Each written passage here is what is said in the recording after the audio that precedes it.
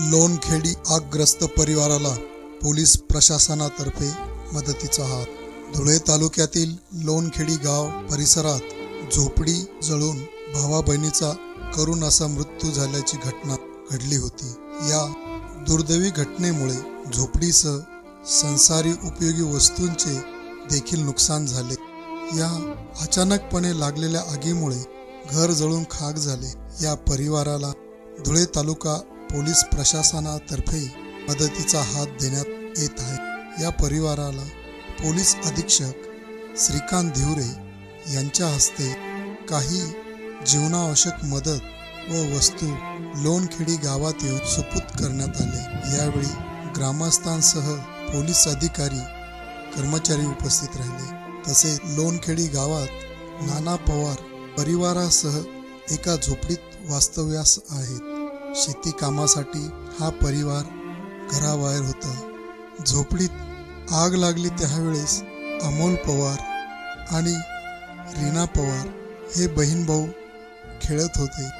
त्यांची आजी सताबाई जनावरांना पाणी पाजण्यासाठी गेल्या होत्या। जनावरांना पाणी पाजल्यानंतर त्या आपल्या झोपडीकडे आल्या असता त्यांना झोपडीला आग लागल्याचे दिसले। या आगीत झोपडी क्षणार्धात जळून खाक झाली होती। या दुर्दैवी घटनेत त्यांचे नात्र नाना पवार आणि रीना पवार हे मृत्युमुखी पडले। या आगीत झोपडी क्षणार्धात जळून खाक झाली।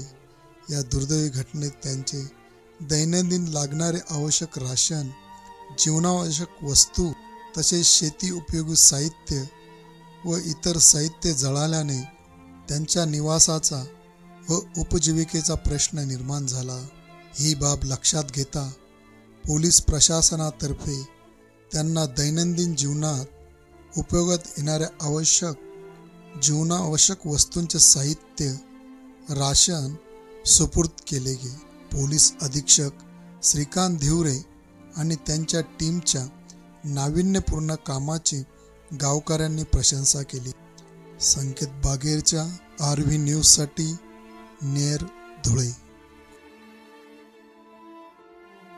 संपूर्ण दिवस त्याच्यामध्ये विचार करण्यात माझा गेला। माझ्या डोळ्यात इतकं टचकन पाणी आलं की इतकी भयानक आणि इतकी दुर्दैवी अशी घटना आहे। माझ्या डोळ्यामध्ये सतत आता हे बोलू नये ॲक्च्युली मी, कारण तो प्रसंग सतत म्हणजे ते लहान मुलं हाटेखाली लपले बिपले आणि ते आग होती, ते हे अतिशय भयंकर अशी परिस्थिती होती। मित्रांनो, फार काही बोलण्यात आता हे योग्य होणार नाही, परंतु नानांना पुढे भविष्यात काहीही अडचण लागली तरी पोलीस दल सदैव त्यांच्या पाठीशी राहील एवढं बोलतो। या अनुषंगाने आम्ही छोटीशी का असेना आमचा एक हातभार लावायचा प्रयत्न केलेला आहे। त्यांचं दुःख 100% आम्ही वाटून घेऊ शकत नाही याची कल्पना आहे, परंतु जगणं थोडंफार का असेना सुकर व्हावं या अतिशय प्रामाणिक हेतूने PI आणि SDPOने हा उपक्रम घेतलेला आहे। त्यांचं देखील या प्रसंगी मनापासून आणि ओम शांती शांती।